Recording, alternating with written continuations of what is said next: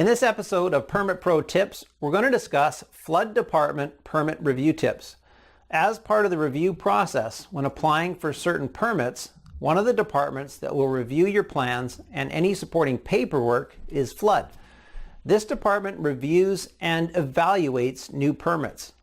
They have the responsibility of interpreting the Federal Emergency Management Agency, FEMA, flood guidelines during the plan review to ensure that any new construction or substantial improvements is above the approved elevation level for their particular city. This department will request an elevation certificate from a professional surveyor that was produced in the last 6 months. This elevation certificate will tell the reviewer how high the structure was built in relation to the flood zone in that area. If the certificate shows that the lowest floor of your structure is lower than the required flood design elevation, then the substantial improvement 50% rule would apply to your property.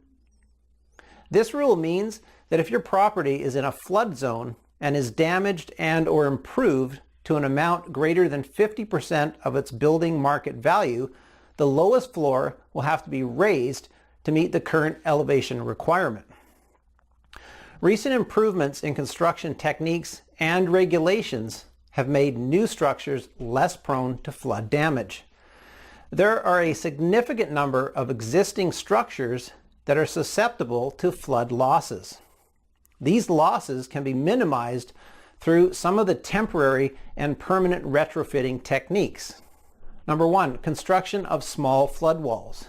Number 2, waterproof walls and water tightening closures on doorways. And number 3, raising your property above the flood level of that area. Thank you for watching. Please subscribe and share for more Permit Pro tips.